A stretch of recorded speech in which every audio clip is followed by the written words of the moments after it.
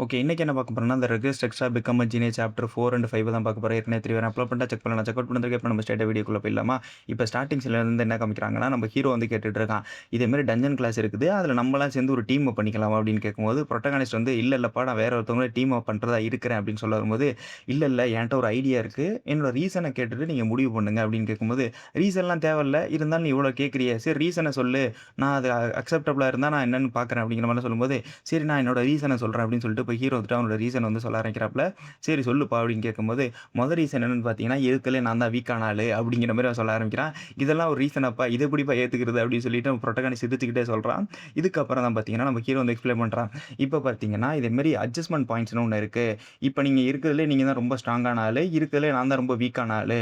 So நம்ம 2 பேருக்கும் பார்த்தீங்கன்னா, இப்ப டேலி ஆயிரும். நம்ம 2 பேருக்கும் இப்ப ஈக்குவல் பாயிண்ட் தர ஆரம்பிச்சுருவாங்க. இப்ப நீங்க ஸ்ட்ராங்கஸ்ட்டான ஆள ஃபுல்லா சேர்த்தீங்கன்னா, இது உங்களுக்கு மிகப்பெரிய பிரச்சனையாகும். ஏன்னா, உங்களுக்கு அட்ஜஸ்ட்மென்ட் பாயிண்ட் சுத்தமா கிடைக்காது. அப்படிங்கிற மாரிலாம் ஹீரோ வந்து எக்ஸ்ப்ளைன் பண்றான். புரோட்டகானிஸ்ட்டும் புரிஞ்சுக்கிறான். ஏன்னு பார்த்தீங்கன்னா, இப்ப டஞ்சன் கிளாஸ்ல வந்துட்டு எல்லாருமே ஸ்ட்ராங்கான ஆளா மட்டும் இருந்தாங்கன்னு வச்சுக்கங்களேன், அவங்க ஈஸியா கிளியர் பண்ணிருவாய்ங்க. ஸோ அவங்களுக்கு எதுக்கு இந்த பாயிண்ட்ஸ்லாம் தரணும்? பார்ட்டிங்கிறது ஈக்குவலா இருக்கணும் அப்படிங்கிறதுக்காக இந்த அட்ஜஸ்ட்மென்ட் பாயிண்ட் வந்து கொண்டு வந்திருக்காங்க. நம்ம புரோட்டகானிஸ்ட் புரிஞ்சுக்கிறான். 2வது விஷயம் பார்த்தீங்கன்னா, யூசாரா இருக்கால்ல, அதாவது அவ தான் பார்த்தீங்கன்னா, இந்த அகாடமில 2ண்ட் ரேங்க் உடையவ. அவளுக்கு கீழயே பார்த்தீங்கன்னா 2 லோ ரேங்க போட்டிருக்கா. ஏன்னா, அவளுக்கு ஈக்குவலா வரணுங்கிறதுக்காக 2 லோ ரேங்க போட்டிருக்கா. இப்ப மட்டும் நீங்க என்னைய போட்டீங்கன்னா, நீங்க தான் இருக்கறதுல ரொம்ப ஹையஸ்ட்டான ஆளு. இருக்கறதுல நான் தான் பார்த்தீங்கன்னா, லோவஸ்ட்டான ஆளு. ஸோ நம்ம 2 பேருக்குள்ள இப்ப டேலி ஆயிரும். நீங்க இன்னொருத்தர சேர்க்கணுங்கிற அவசியம் கிடையாது. நமக்கு அட்ஜஸ்ட்மென்ட் பாயிண்ட் ஈக்குவலா அதுவும் சரிசமமா எல்லாருக்குமே கிடைக்கும். அப்படிங்கிற மாரிலாம் நம்ம ஹீரோ வந்து எக்ஸ்ப்ளைன் பண்ணிட்டுருக்கான். புரோட்டகானிஸ்ட்டும் புரிஞ்சுக்கிறான். நீ சொல்றது எல்லாமே கரெக்ட் தான் அப்படின்னு சொல்லிட்டு, இப்ப 3வது பாயிண்ட் என்ன தெரியுமா சொல்ல வர்றான்? மத்தவங்கள கம்பேர் பண்ணும்போது என்னுடைய ஸ்கில்ஸ் எல்லாம் பார்த்தீங்கன்னா, டீசென்ட்டா இருக்கும். ஸோ உங்களுக்கு நான் ஹெல்ப்ஃபுல்லா இருப்பேன். அப்படிங்கிற மாரிலாம் சொல்லும்போது, நம்ம புரோட்டகானிஸ்ட் வந்து சிரிச்சுக்கிட்டே இருக்கான். நீ சொல்றது எல்லாமே கேட்க ஃபன்னியா தான்ப்பா இருக்கு.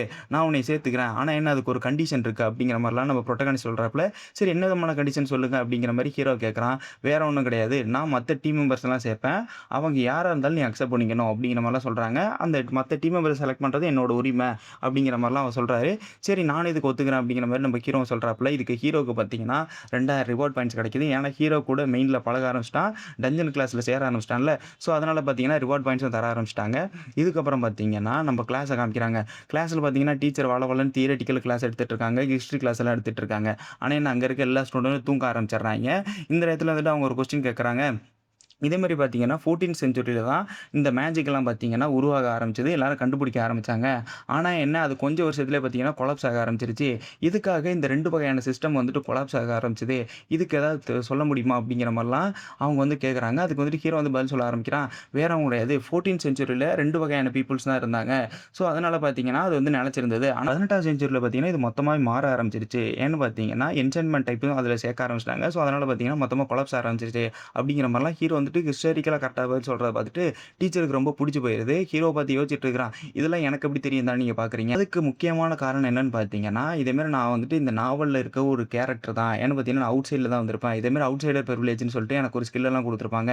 ஸோ, அந்த ஸ்கில்ல பார்த்தீங்கன்னா, இந்த வேர்ல்டோட பேசிக் இன்ஃபர்மேஷன் எல்லாமே எனக்கு தெரியும் அப்படின்னு சொல்லிட்டு, இப்ப ஹீரோ வந்துட்டு எல்லா கேள்விக்கும் ஆன்ஸர் பண்ணிட்டு இருக்கான்.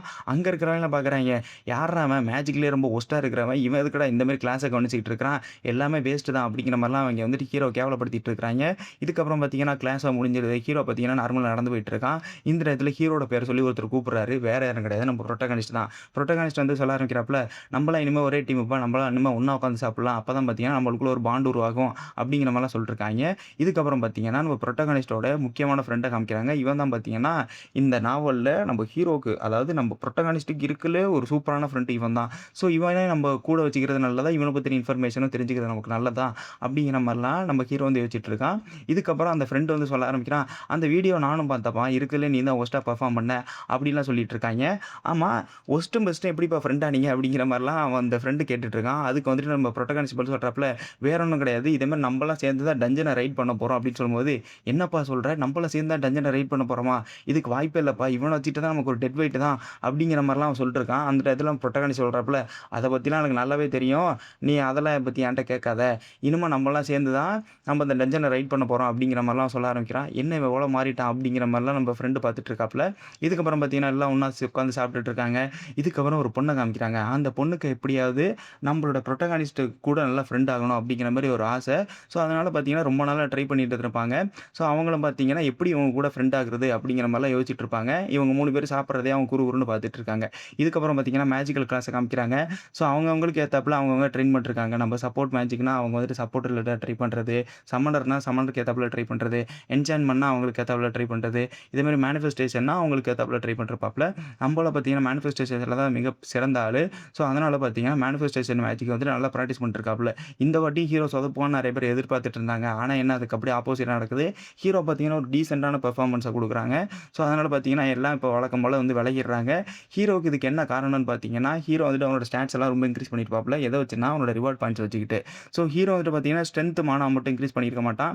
ஏன்னு பார்த்தீங்கன்னா, கேம்ல இருக்கிற ஒரு மிகப்பெரிய ஒரு வொர்ஸ்ட்டான திங் என்னன்னு பார்த்தீங்கன்னா, நீங்க முதல்ல உங்களோட ஸ்ட்ரென்த்தையும், மானாவையும் எவ்வளோக்கு எவ்வளோ இன்கிரீஸ் பண்றீங்களோ, அவ்வளோக்கு அவ்வளோ உங்க ரிவார்ட் பாயிண்ட்ஸ் வந்து லூஸ் பண்ணுவீங்க. ஸோ உங்கள்ட்ட ரிவார்ட் பாயிண்ட்ஸே இல்லாத காலத்தில உங்களால மத்த விதமான ஆட்ரிபியூட்ஸ் எல்லாம் வந்து உங்களால இன்கிரீஸ் பண்ண முடியாது. ஸோ அதனால பார்த்தீங்கன்னா, ஹீரோ வந்துட்டு முடிவு பண்றான், நம்ம முதல்ல ஈக்குவலா டிஸ்ட்ரிபியூட் பண்ணுவோம். ஸ்ட்ரென்த், மானா அதுமாரி பார்த்தீங்கன்னா, ஆட்ரிபியூட்ஸ்க்கே நம்ம வந்துட்டு முக்கிய கவனம் செலுத்துவோம் அப்படின்னு சொல்லிட்டு ஆட்ரிபியூட்ஸையும் செக் பண்ணி பார்க்குறேன். ஆட்ரிபியூட்ஸ் பார்த்தீங்கன்னா நெறையவே இருக்கு ஹீரோக்கு. ஸோ அதில முக்கியமா சொல்ற அளவுக்குன்னு பார்த்தீங்கன்னா, இதுமாரி நேச்சுரல் பிளெஸ்ஸிங் இருக்கு. ஸோ இந்த நேச்சுரல் பிளெஸ்ஸிங்கிறது வேற ஒண்ணும் கிடையாது. இப்ப ஹீரோ வந்து ஒரு இடத்துக்கு போறான்னு வச்சுக்கங்களேன், அந்த நேச்சருக்கு ஏத்தாப்புல அவனுக்கு வந்துட்டு 150 மானா வந்துட்டு இன்கிரீஸ் ஆகும். பெர்சென்டேஜ் வந்து இன்கிரீஸ் ஆகும் அவனோட மானா வந்துட்டு. ஸோ இதையும் பார்த்தீங்கன்னா, அவன் வந்து அக்யூர் பண்ணிக்கிறான். அதேமாரி பார்த்தீங்கன்னா, ஒரு வாட்ச் கட்டியிருப்பான். அந்த வாட்சும் பார்த்தீங்கன்னா, 200 மடங்கு அவனோட மானா வந்துட்டு இன்கிரீஸ் பண்ணிவிடும். ஸோ அதனால பார்த்தீங்கன்னா, இப்ப ஹீரோ வந்துட்டு அவனோட மேனிஃபெஸ்டேஷன சூப்பரா பண்ண முடியுது. ஏன்னா மேனிஃபெஸ்டேஷனுக்கு முக்கியமா தேவையானது பார்த்தீங்கன்னா, மானா தான். ஸோ இந்த மானாவ வச்சுக்கிட்டு அவன் நல்லாவே பிராக்டிஸ் பண்ணிட்டு இருக்கான். இதுக்கப்புறம் பார்த்தீங்கன்னா, ஹீரோ செல்லுக்கு ஒரு மெசேஜ் வருது. இதுக்கு முன்னாடி அவன் செல்ல வந்துட்டு எதுக்குமே பார்த்துருக்க மாட்டான். ஏன்னா அவனுக்கு ஃப்ரெண்ட்ஸே கிடையாது. சும்மா YouTubeல மட்டும் வாட்ச் பண்றதுக்கு அடிக்கடி பார்த்துட்டு இருந்திருப்பாப்புல. ஆனா என்ன இப்ப மொத்தமா ஆப்போசிட்டா நடக்குது. ஹீரோவுக்கு பார்த்தீங்கன்னா, ஃப்ரெண்ட்ஸ் கொஞ்சம் கொஞ்சமா இன்கிரீஸ் ஆக ஆரம்பிக்குது. ஸோ ஹீரோ வந்து பார்க்குறான், யார்றா நம்மளுக்கு மெசேஜ் பண்றதுன்னு. வேற யாரும் கிடையாது. நம்ம குரூப் 3 சேர்ந்தவங்க தான் மெசேஜ் பண்றாய்ங்க. குரூப் 3ங்கிறது வேற யாரும் கிடையாது. இந்த டஞ்சன ரைட் பண்ண போறாய்ங்கல்ல. ஸோ அவங்க தான் பார்த்தீங்கன்னா, இப்ப குரூப் 3 இவங்கலாம் சேர்ந்துட்டு இவங்களோட குரூப் நேம் வந்து வச்சிருக்காங்க. இவங்கலாம் சேர்ந்து குரூப் 3ன்னு சொல்லி அழைக்கப்படுவாங்க. ஓகேவா? ஸோ ஒரு குரூப்புக்கு நேம் வச்சுக்கிட்டு அத வேற ப்ரொனவுன்ஸ் பண்ணிக்கிட்டு எதுக்குன்னு சொல்லிட்டு ஆத்தர் வந்துட்டு குரூப் 1, குரூப் 2, குரூப் 3 அப்படிங்கிற மாரி வச்சுட்டாரு போல. ஸோ கேட்கறதுக்கு நல்லா தான் இருக்குது.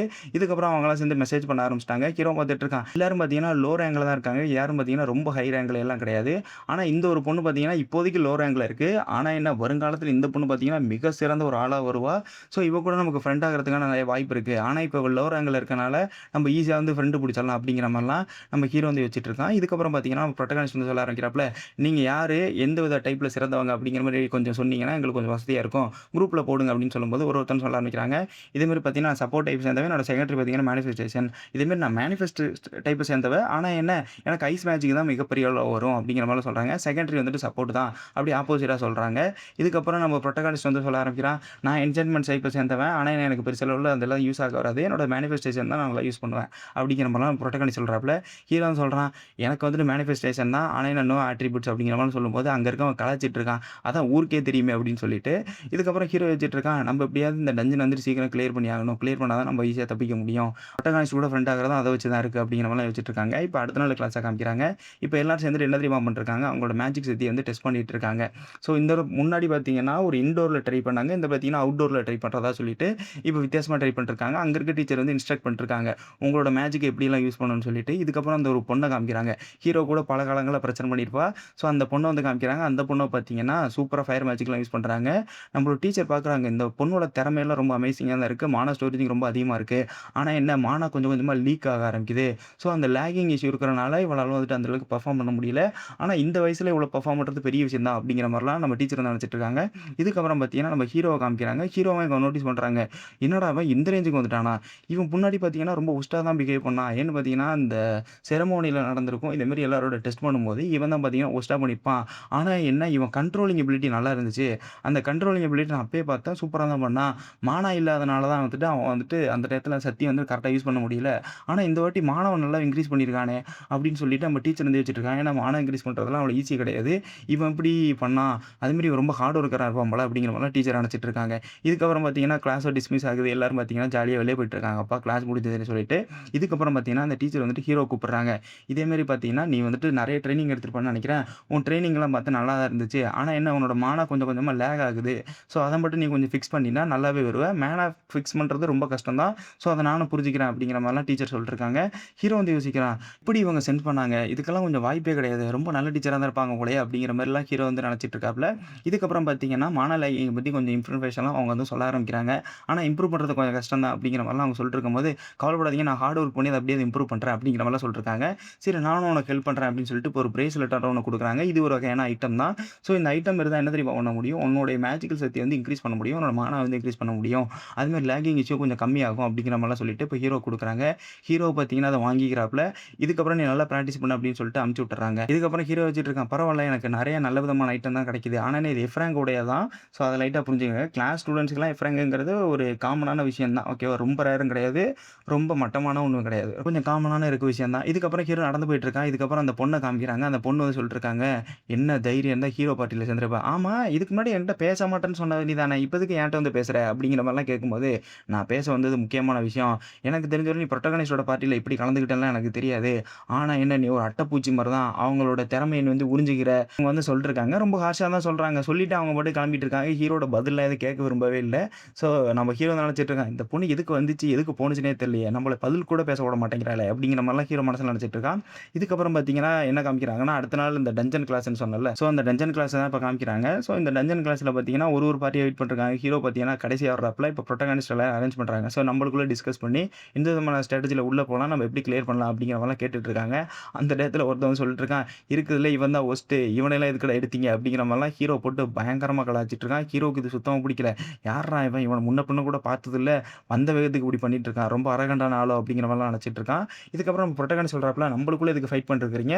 நம்மலாம் சேர்ந்து ஸ்ட்ராட்டஜிய கிரியேட் பண்ணுவோம்." அப்படிங்கிற மாரிலாம் சொல்லிட்டுருக்காய்ங்க. பரவால்ல புரோட்டகானிஸ்ட் விதமா நல்ல விதமா தான் நடந்துக்கிறாப்ல அப்படிங்கிற மாரிலாம் யோசிச்சுட்டு இருக்கான். இதுக்கப்புறம் ஹீரோ வந்து யோசிச்சுட்டு இருக்கான், "இந்த பொண்ணு வந்து இந்த லெவலுக்குலாம் எனர்ஜியா இருந்தா நான் பார்த்ததே கிடையாது. ஏன்னா ஃபர்ஸ்ட் இயர் முழுக்க நான் பார்த்துருக்கேன் என்னோட பாஸ்ட் லைஃப்ல. ஆனா இந்த வாட்டி எல்லாமே கொஞ்சம் ஆப்போசிட்டா நடக்குதே. இவ்வளோ எனர்ஜியா இருக்காளே!" அப்படின்னு சொல்லிட்டு, இப்ப அவனும் கொஞ்சம் சந்தோஷமா இருக்கான். ஏன்னா பாஸ்ட்ல நடக்கிறதெல்லாம் கொஞ்சம் கொஞ்சமா சேஞ்ச் ஆகுதுன்னு ஹீரோக்கும் பார்த்தீங்கன்னா ஒரு சந்தோஷம் ஏற்பட்டுட்டு இருக்கு. இதுக்கப்புறம் என்ன காமிக்கிறாங்கன்னா, நம்ம இன்ஸ்ட்ரக்டர் தான். இன்ஸ்ட்ரக்டர் வந்து சொல்லிட்டு இருக்காப்ல, "இந்த டஞ்சன வந்து நீங்க என்ன எப்படி ரைடு பண்ண போறீங்க? எப்படியெல்லாம் நடக்க போகுதுன்னு சொல்லிட்டு. இது மார்னிங் அண்ட் ஆஃப்டர்நூன் நடக்கும். ஸோ மார்னிங் பேட்ச் முடிச்சதுக்கப்புறம் ஆஃப்டர்நூன் பேட்ச் வந்துட்டு இத கண்டு முடிப்பாங்க. ஸோ நான் அத பத்திலாம் டிஸ்ட்ரிபியூட் பண்ணி உங்களுக்கு அனுப்பிச்சர்றேன். ஸோ அதுக்கேத்தாப்புல நீங்க பிரிப்பேர் ஆயிங்க. அதுமாரி பார்த்தீங்கன்னா, நீங்க வந்து ஃபர்ஸ்ட் ஃப்ளோர்ல இருக்க பேஸ்மெண்ட் வரையும் தான் கிளியர் பண்ண போறீங்க. அதுக்கப்புறம் நீங்க யாரும் கிளியர் பண்ண போறது கிடையாது. அதுக்கப்புறம் நீங்க வெளிய வந்துருவீங்க. அதுமாரி பார்த்தீங்கன்னா, சிசிடிவி எல்லாம் இங்க பொருத்தப்பட்டிருக்கு." அப்படிங்கிற மாரிலாம் அவர் வந்து எக்ஸ்பிளைன் பண்ணிருக்காரு. சேஃப்டி தான் ஃபர்ஸ்ட்டு அப்படிங்கிற மாரிலாம் சொல்ல ஆரம்பிக்கிறாரு. ஸோ இதில பார்த்தீங்கன்னா 2 விதமான விஷயத்த வச்சுட்டு தான் நாங்க பாயிண்ட்ஸ் வந்து செக்ரிகேட் பண்ணுவோம் அப்படிங்கிற மாரி சொல்றாங்க குரூப் வைஸா. யார் வந்துட்டு ஃபர்ஸ்ட்டு இந்த டஞ்சன வந்து கிளியர் பண்றாங்களோ, அதுக்கு ஏத்தாப்புல நாங்க வந்துட்டு பாயிண்ட்ஸ் குடுப்போம். அதேமாரி பார்த்தீங்கன்னா, நாங்க பண்ணுவோம். 2வதா என்ன கலந்திருக்குன்னு பார்த்தீங்கன்னா, அட்ஜஸ்ட்மென்ட் பாயிண்ட். ஸோ இப்ப நீங்க எல்லாருமே லோ ரேங்க்ல இருக்கீங்க. நீங்க வந்து கிளியர் பண்ணிட்டீங்கன்னா, உங்க எல்லாருக்கும் பார்த்தீங்கன்னா, அதிகமான பாயிண்ட்ஸ் வந்து நாங்க குடுப்போம்.